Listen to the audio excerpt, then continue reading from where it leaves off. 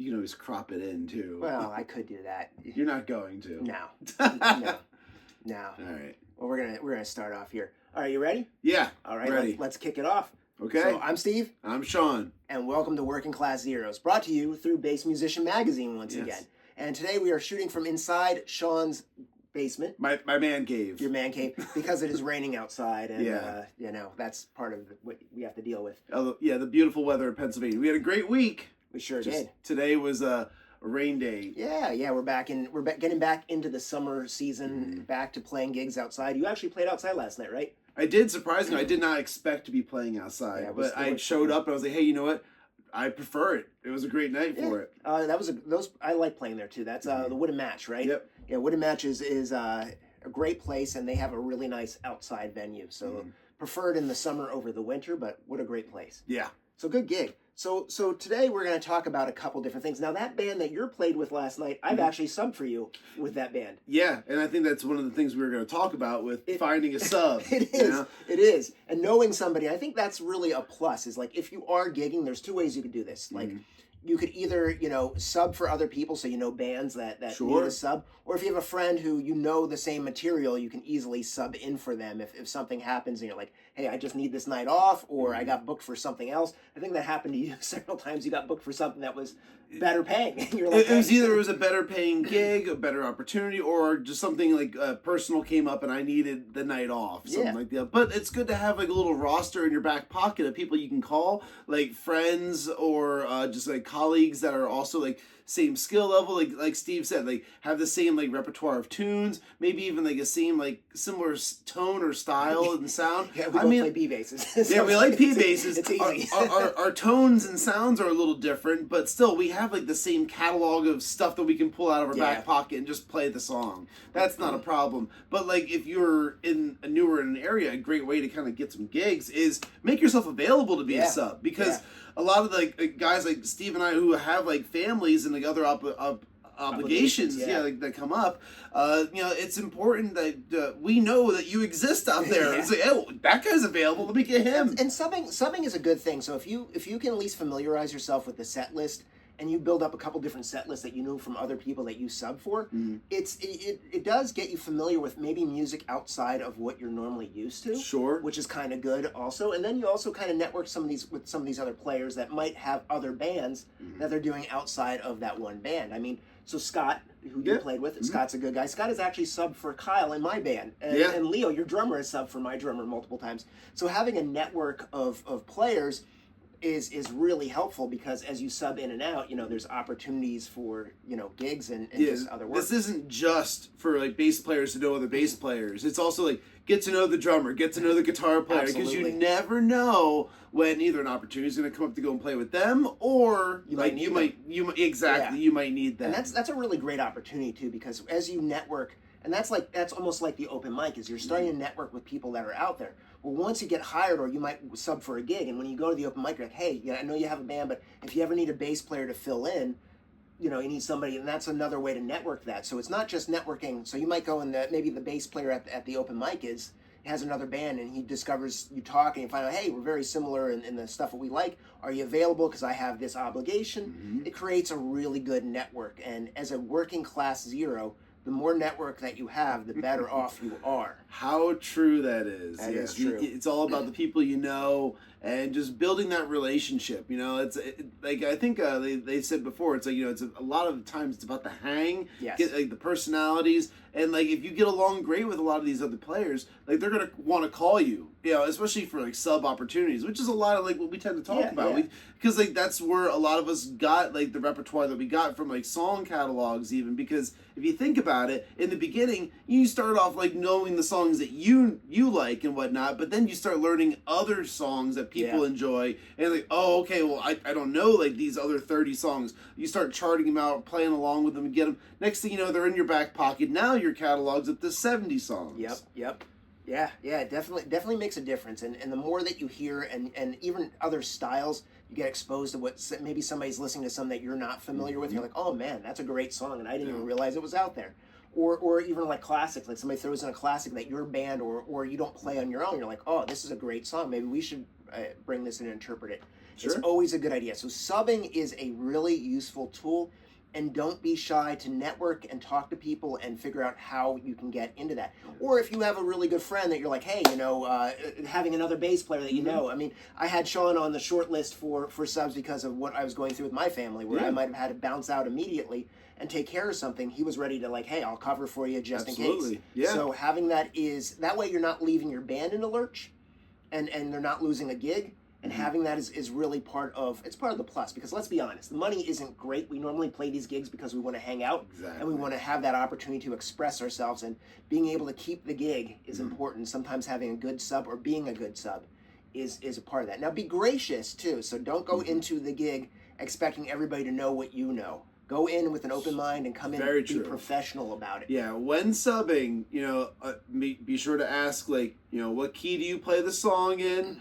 Is there any changes to the song that I should be aware of that maybe they do live that, isn't in the recording? Yep. Like, there's a lot of things, and don't expect to, nail everything perfectly with the band. Like, if you're subbing, you've never played with them before, you don't really know their arrangements for things, because a lot of people do things differently. Expect to collect some clams along the way, but it's going to happen, and just don't hold yourself to that. And the more often that you sub, if it's a one-time gig versus multiple times where you start to recognize like the material, it makes it a little bit easier too, because the more often that you do that, you learn the material from that band as well, and it does definitely help you. But always be gracious as a sub. Make sure that you thank everybody.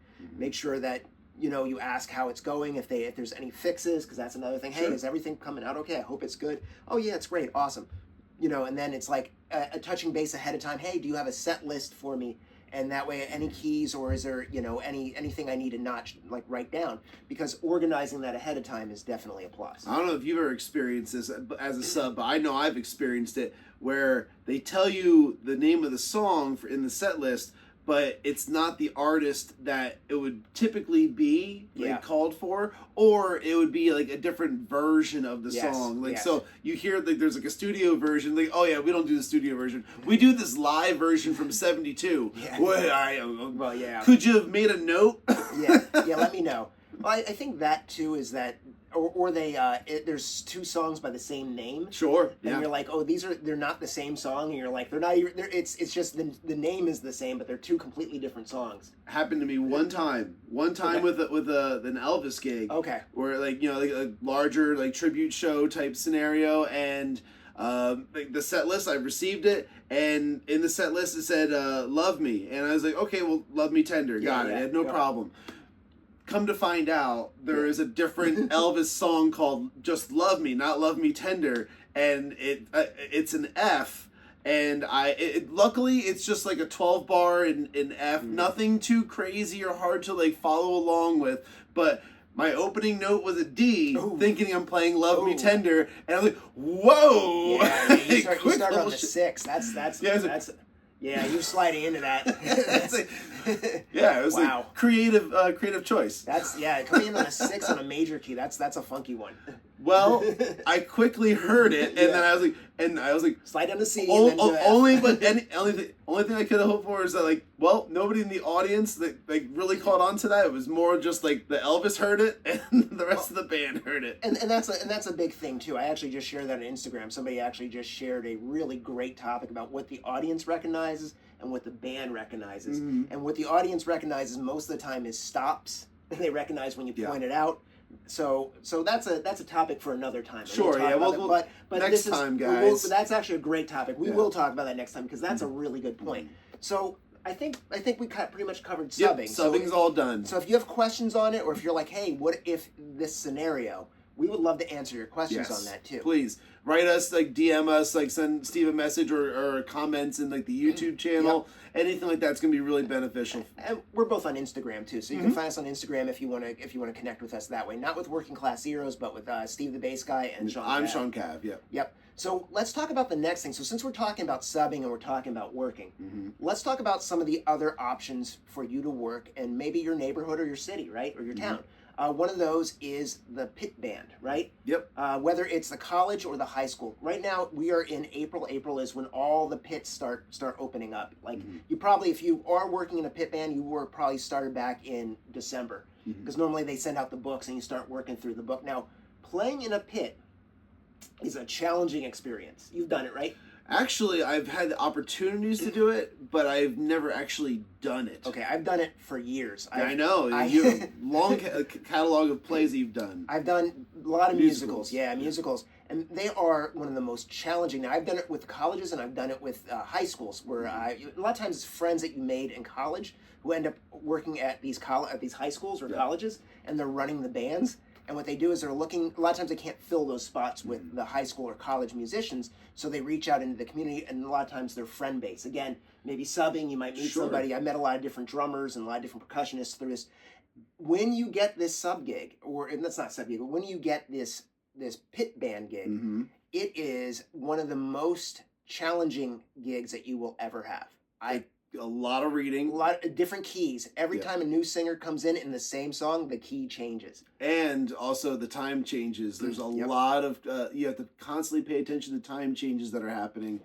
It's a lot of studying, and it's a lot of rehearsal. It's a lot of sight reading. Yeah. So if you're a great reader, this is a great opportunity to just kind of get back out there and play. Or to work on your reading. That's a good exercise. It's normally not really, like, most of the parts aren't difficult. A lot of it, as a bass player, you're playing a lot of quarter notes, maybe a lot of half notes. Now, there are written sections where you will find that the rhythms are normally complex, but you're normally matching up with the piano player. So it gives you an opportunity to really kind of connect with your sight reading. And it's kind of like that Jeff Berlin thing about him pushing sight reading all the time. And this is where you would see sight reading. You're really flexing that muscle versus just reading a melody out of the real book, which is normally pretty straightforward. But when you're running through a book and you're flipping pages while you're sight reading as well, in the dark, with a light above the music stand that sometimes doesn't hit all of the music. Yeah, don't expect everything to come in like a PDF form or nothing. I'm going to use my iPad and like a page turner. Doesn't come in at all. No, you're going to get a binder. Yep, because they can't. A lot of times they can't do that.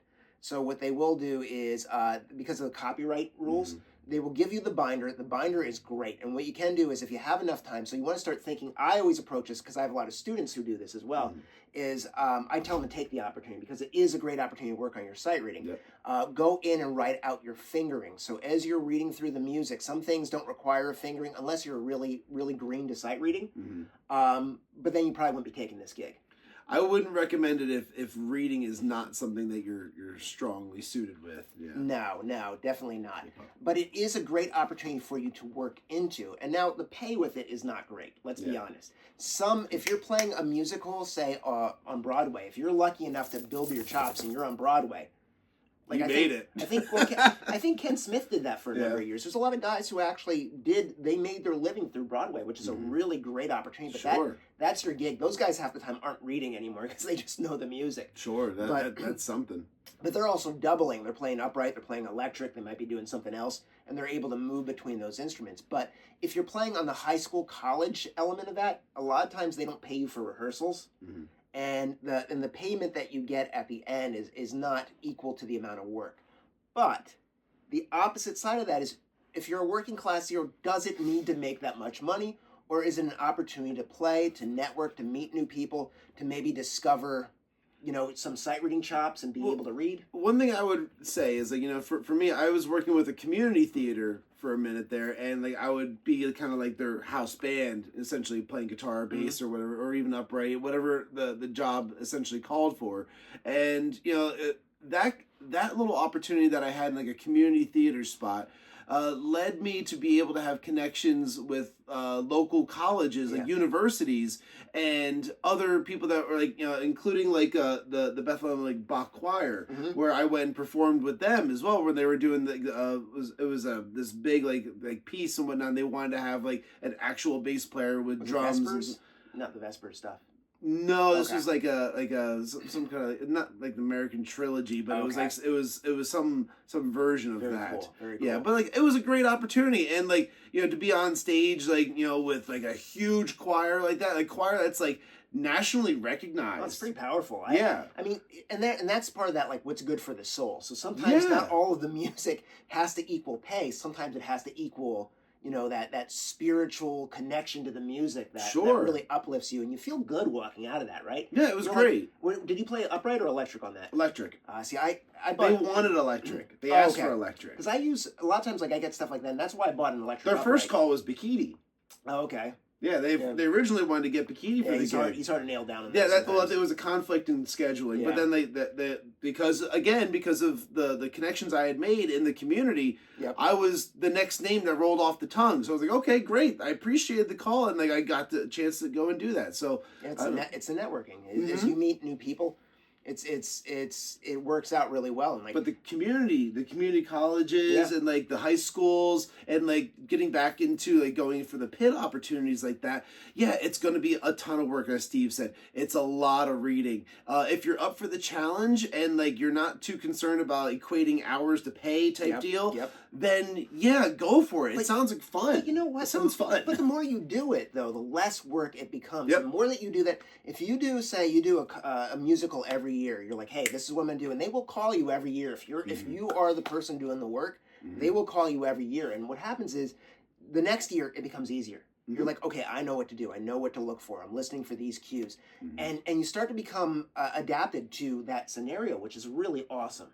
I love that scenario because as you start to work with that, and you start to work with some of the kids there too, which is like a really great opportunity too, because you see the young players coming up, and you're like, this is really awesome. Whether it's high school or college kids, and you're like, you see them starting to develop some chops, and you're like, this is awesome. Yeah, it's a cool opportunity. So I think all that's 100% true.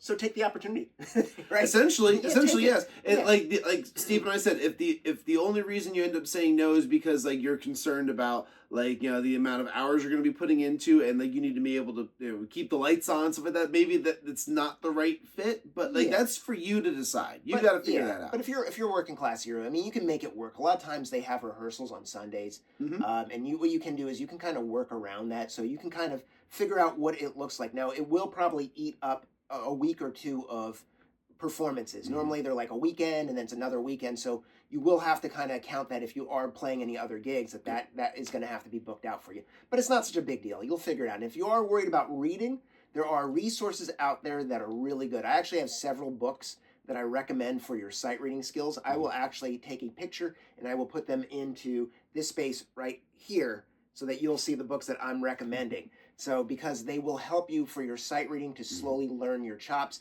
because most of what you're reading out of those sheets is going to be mostly walking bass lines and quarter notes and a lot of like real basic stuff. So I have a really good book that we're going to put right there. That's a good observation too with it, because like the sheet music is never really overly complex unless it is one of those like unison lines or very specific. Like if you're doing Jesus Christ Superstar or something like that. I played that gig.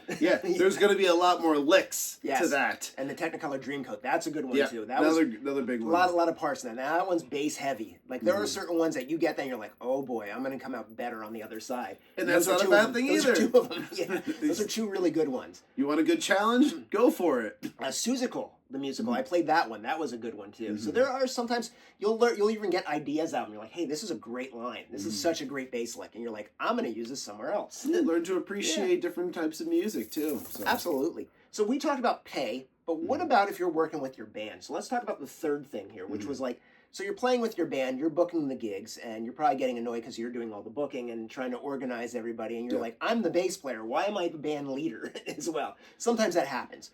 But as the band leader or the person who takes the check at the end of the night, you have to decide who's going to take the check, how you're going to pay the band, who gets hit with the taxes on the other side of that. Because a lot of times most of us don't work as a business organization where we're writing checks out of a business account from the band. A lot of times it's a slap together project that it's just a bunch of guys playing together. You get these bar gigs. Everybody pays with a check nowadays for the most part. So how do you pay the guys? Well, there's a couple different ways. Now, I myself, when I pay the guys, and I think Scott does it for your band, right? Yes. Scott's the main guy for collecting the cash. Okay, so for me, I collect the cash. It's either me or my drummer in my band that collects the money. I used to do that stuff. It's difficult because when you get it, a lot of times like they're going to make the check out to you.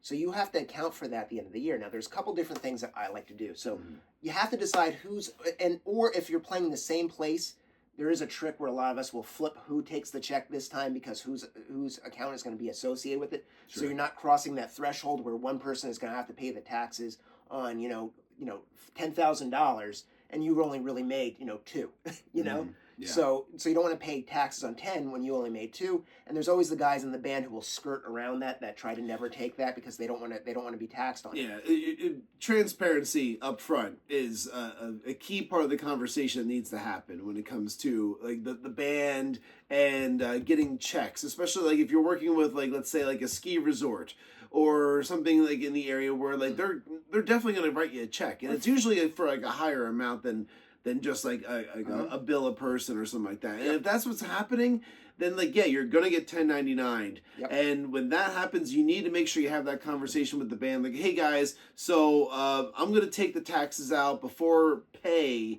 so that way I'm covered at the end of the year. You could do it like that. I've known of bands, I've been a part of bands that actually 1099 me as a subcontractor, so that way they could just say like, here, you got paid your full amount, you're responsible for this. Yeah, those are normally those better gigs that are more organized. Probably like the Elvis gig. It's probably it's a business. That's a business one. There's been a few cover bands that were similar like that, but still for the most part, like if you just have a conversation with the guys, like, listen, I'm gonna take like the 10 or 15% off the top and then just hold on to that. It's like, okay, yeah, whatever. Like, you're the one paying the tax at the end of the year.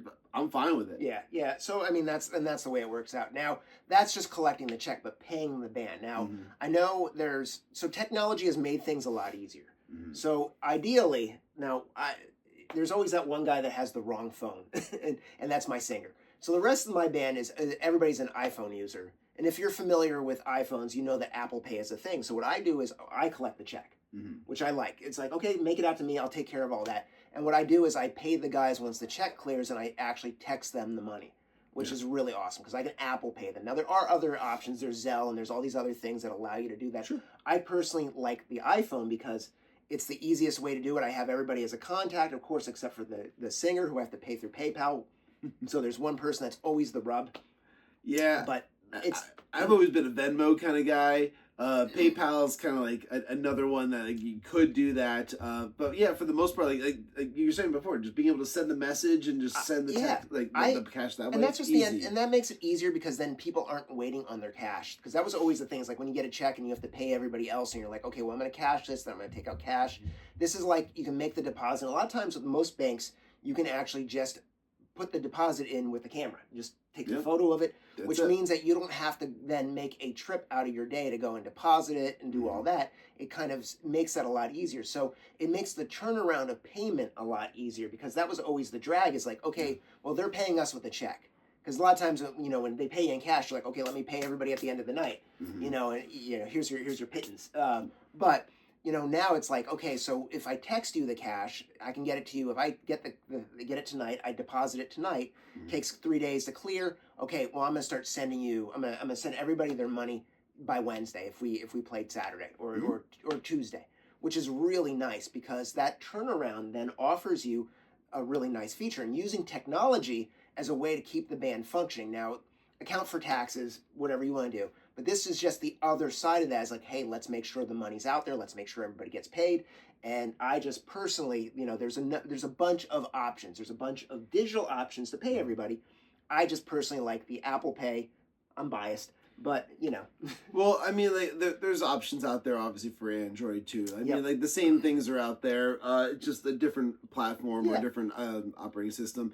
I would say another thing that I've done in the past is when it comes to who kind of booked the gig for that venue, they're typically like the point of contact for getting the gigs and then also getting paid because they're like the face and the name they're going to connect with the venue's already familiar with. So let's say like or they made the check out to them already. Well, exactly right, and that's kind of the point I'm getting at with this because like there's been times where like Scott books gigs. And if Scott's booking the gig, it typically is the check's being written out to him. Sure. There's been times where I've gotten us booked gigs and there was paid with the check, and then it's in my name. And then that's kind of like where I was bringing up like the taxes thing before, where like the taxes, it's like, okay, well, I'm going to hold on to this because I'm going to be hit for this.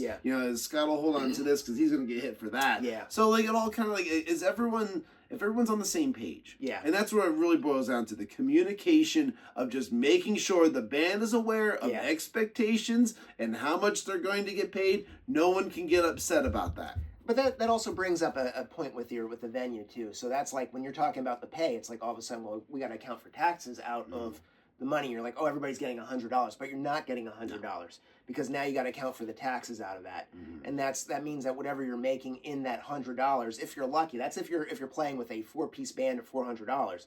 If you're playing in a 5-piece band like mine, $400 is like $80 a man. All of a sudden, that's less. You're making like maybe $72 a band member, which does really start to then you're like, okay, well, is this worth my investment? And sometimes you'll find drummers or guitar players who are like, yeah, I'm not going to play for that little amount of money, and then you're kind of, okay, well, what's the deal here? So it does become a quandary. It's like, so you have to kind of decide for yourself like what this is. Now, if you're just a sub, that's a different story. A lot of times you're just getting paid cash at the end of the day. Because you're just subbing in, and I do the same thing. If somebody subs in, I pay them the money up front. They walk into the gig, here's your money, thank you for doing it. I know it was a last minute thing, you did a lot of work, thank you. Here's what we're gonna do. Yeah, I can say, like, for me subbing with like the Elvis things, like it's multiple different Elvises that I'd be like jumping in with. They all have their own separate like 1099. What's that? Is that Elvi or Elvis is the yeah, it might be Elvi. Elvi, yeah. Plural? Okay. But either way, like with all of them being different, even though it's like the same band, I don't do enough gigs with them to where they're like, we don't really need to be 1099ing you type deal. So they just kind of like pay me cash out. It's like, here, just go, you're good. But the minute they start booking me more often, you have to account for it. Then I'm being looked at. Then absolutely, I need to be like accounted for all that stuff. Yeah, when you're and I want to be. It's like just put me on the books then. Yeah. I mean, if you're subbing like one-offs here and there, it's probably easier for them for their taxes just to pay you in cash and count it as like they'll take the hit. It's a business lunch. For them it's like they'll take the hit on just that small amount then. Yeah, it's a business lunch. That's what we do. Yeah. So sometimes people will do that. And that's a different situation. So that would be more of the sub thing. But if you're in the band, it's your band, you're dealing with taxes, you're dealing with paying guys, that's where that all comes together. So in this case, we're talking about who takes the check. You have to decide who's taking the check, who is on the hook for the taxes. Are you going to 1099 everybody? Some people want to do 1099s to everybody. Sometimes it's easier just to figure out what the taxes are and just pay take it out from the top. I mean, I've even known guys who are like, okay, well, we're going to play these, we have these gigs booked. Okay, so it's going to be this much money. I'm going to take the first 3 gigs and put those aside for taxes. And then everything else is just free fall. Yeah, well, that's fine too. Like again, if that's what everybody agrees to do, then it works out great. And that's a little workaround. I know a couple guys who did that. They're like, okay, first 3 gigs, tax money. Everything else, good to go. Hey, that's not a bad deal. Yeah, not a bad deal if you're gigging like a few times a month. Yeah, and I mean I think that's honestly like, I never even really put it into practice, but I think that's probably the best way to do it is like, hey, we're going to call these the tax gigs. You have 3 or 4 tax gigs, and you're like, everybody walks out there, you invested in that, and if it doesn't cost that much, you redistribute the money afterwards. You're like, hey, taxes were only this much. Guess what? You guys get a bump on the way back. You get a refund. I think problem solved for most guys. Let's call them the tax gigs. So I think that's a really good option. Yeah. So we just solved that for everyone. Yeah. World peace has been solved. Amongst the local music communities. Within the bands, Yes. So now we want to talk about. So we always talked about like products, right? The last time we talked about preamps and some other stuff. We said, sure, it's great, but is it necessary? And we talked about like we've been talking about preamps. We've been talking about like pedals. We've been talking about tuners. We talked about a lot of things. Today we brought a few items again, just to kind of put on your radar. One of the things I want to put on your radar is something that I like. Now, this is basically an isometric hand exercise tool. And I'll put it in the screen so you can see it. I've been using these since I was in high school, and many different companies have made these. What I like about this is if you're not practicing or you're away from your instrument for a while, and you just want to keep your hand strength good so that you're not away for a long time. That's not going to help with calluses. No. If you're away for a long time, your calluses are going to suffer. But I think if you're just like, I need to strengthen my hands, or if you're an upright player and you're working on building up that strength, these things, because it is an isometric exercise, it allows you to separate each finger so that you can build strength in each finger and not kind of like use one to kind of supplement the other. I've used this for myself and with students over the years, and I normally recommend this. I always would keep one in my car because it was a really great stress reliever while you're driving too. You'd grab it and like cars are making you mad, and you're like, okay, zen, I'm good. But I like to have these. Now, these kind of things you can find on I found it on Amazon for like $15. Found a D'Addario one, or D'Addario, however you want to say that. I found one on there for $15, and they, because Planet Wave, same thing, but they make a really nice one, and you can find these pretty cheap. And what I like about this versus the squeeze ball, which I also have the squeeze balls, a squeeze ball is going to be your whole hand. It's really great to warm your hand up if you're trying to just warm it up. This is going to really help you to strength train your hands. And you might start with, your right and left, and, getting it into the right place and kind of making sure that you have that strength. And what I usually found was useful, just like that, just like using something like this is, for me, I was always one of the ones that would use like the squeeze ball. But the way I would go about doing it in order to focus on not just 1 and 2, but 3 and 4 would be to kind of reposition it in my hand to where like I wasn't just using it to where I'm squeezing it like this. It'd be more or less squeezing it like this to try and build the strength on essentially the weaker fingers, because I already know these two can handle when it comes to a lot of like the fretting. Like for me, it was about trying to build these ones up because I knew they were the weaker of the four. Of course, especially if you're playing upright where you really need to add some strength. Right. But with the squeeze ball, and what I would say with the squeeze ball is because of the way it is, you're not able to really dial in the amount of force. This gives you definite isometric force. And Absolutely. A lot of them are adjustable too. And there's ones that you can actually adjust and tense them up a little bit more. So if you wanted to add a little bit more resistance. You can always pay more, everyone. You could always pay more. You want to make sure you're playing on your fingertips too. Yeah. So you don't want to be in the middle of your fingers. I'm like, yeah.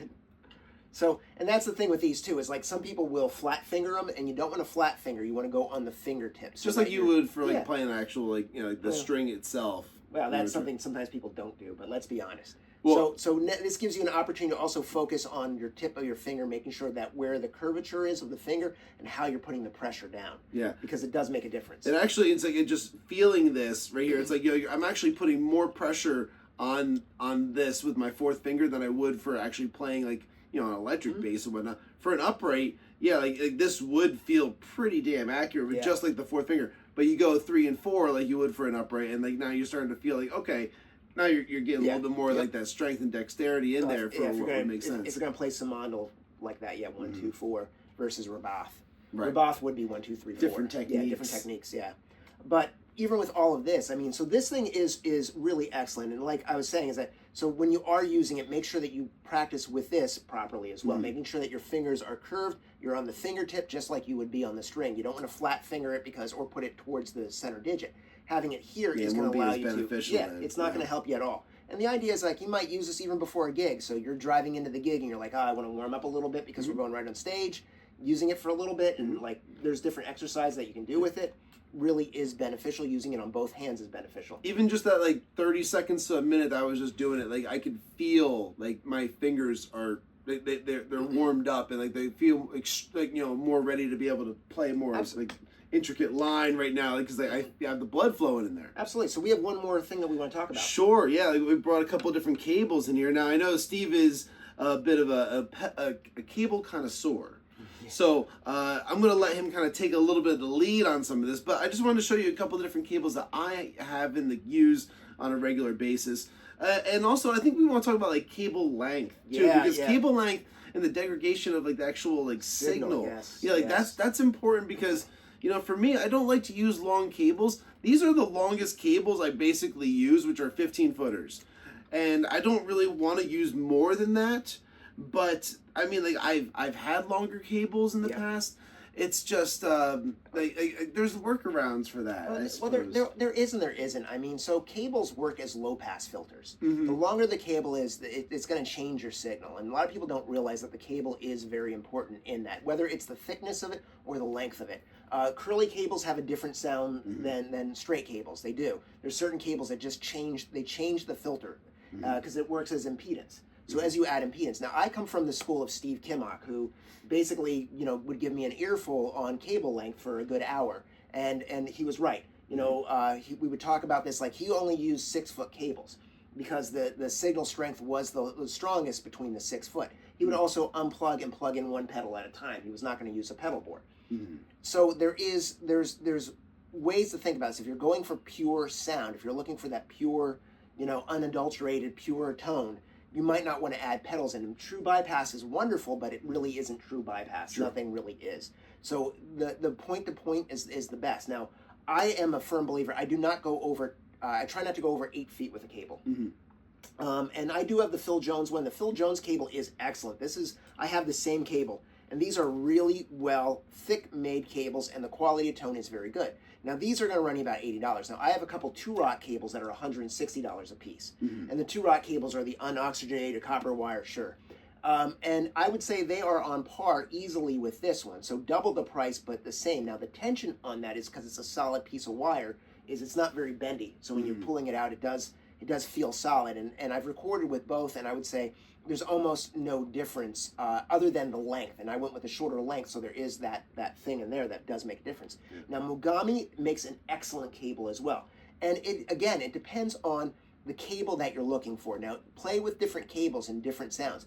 Now, there was a company called George L's. I don't know if anybody remembers those. I was talking to you about those. Yeah, a little bit you were talking about that. So George L had a very thin wire cable, and what he would do is you had this screw-on tips. So you would cut it, and you could actually adjust the length of your cable. So you'd put it in, you get like a 6-foot, screw it in, and as the cable would break, you cut it off, move it up, screw it in. Now you got a 4-foot cable. Exactly. So over time, you'd end up with this shorter cable. But the George L's, again, they actually gave you more mid-range because it had a low-pass element with it. So when you plug it in, you'll be like, okay, well, this bass sounds like this because of the cable. Yeah.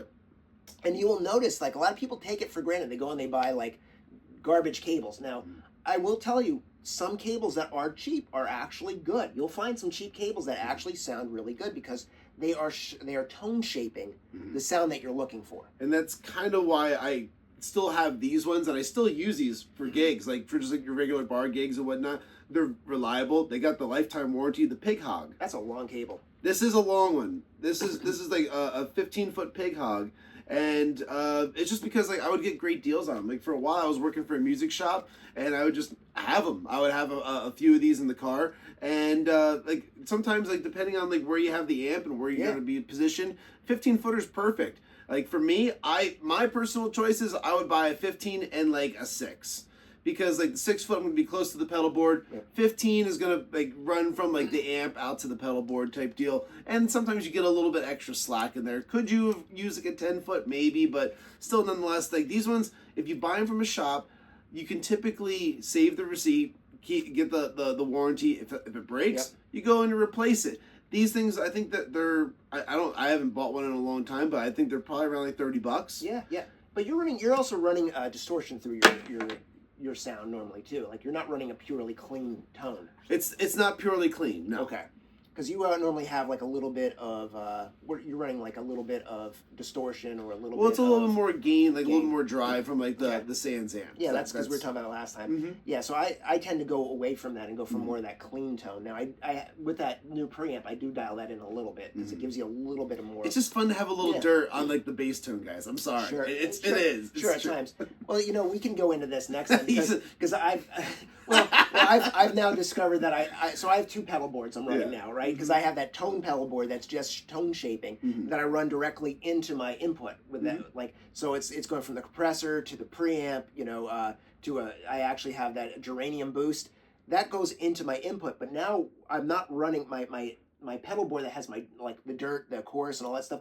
I'm running from effect send and return, so I'm using 2 different pedal boards at 2 different places in the amp to get those sounds, which is we'll talk about that on a different time because that gets a little crazy. Doing a whole rig run, a thing. We could do a thing with that. Yeah, we'll have to talk about. Where we talk about what he uses. Yeah, it's a little wacky, but I'm because I don't want to say the thing. It is a thing, but it's a little crazy. I mean, because I want as clean of a sound as I can, and then I want to be able to take it out because that's where I was talking about like the true bypass. Sure. Like, the pedals I'm using for dirt and stuff like that are not true bypass. So I want them out of the line as much as I can. Makes sense. Makes sense to me because I mean, like, yeah, they had the effects loop in there for a reason. And you'll notice that exactly. And you'll notice that if you don't use it, you'll notice that sometimes your tone or your volume drops because it's sucking it up in different places. In which case, you're trying to boost it from other points. Yeah, and sometimes you're boosting the wrong part of the signal, so it gets a little weird. So I think that's a wrap. I think we kind of hit everything for this one. Yeah, so cables, you can spend a lot of money on a good cable. You could also save some money and go cheaper on cables. It's really your choice. If you are going to be looking for a very pristine, clean tone, it's worth to spend a little bit more on a really high quality cable. If you're playing at some bars and you need to just be able to have some length from between you and the amp, save yourself a little bit of cash. You can get a lifetime warranty. It's not a bad idea to have multiple cables too. My advice is just buy more cables. You know, cables are cheap. I mean, you can spend money on cables, but it's an easy thing to. It's like strings. It's an easy thing to get and add to your repertoire, because you're going to notice that you use different cables have different sounds. Like I said, the curly Q cables sometimes have a different tone than a straight cable, because you listen to it and you're like, okay, well, this sounds different, and then you start EQing it. What if you don't EQ it, and what if you just let the cable actually kind of color the sound? Yep. And sometimes that could be an option. Oh yeah, for sure. I've noticed it before between like really cheap cables, really expensive cables. That there is a clear difference in tone what you're going to be able to get. And let's not even get started with wireless rigs. Absolutely. That's a whole other video. Yeah, we'll talk about that next time, along with the other stuff. All right, guys. Thanks for tuning in with us. We want to thank Bass Musician Magazine once again for hosting us again. This should be episode 8, I believe. Sure. Episode 8. And I'm Steve. I'm Sean. And thanks again for tuning in to Working Class Zeros, and we will see you next time. Take care, guys. Bye.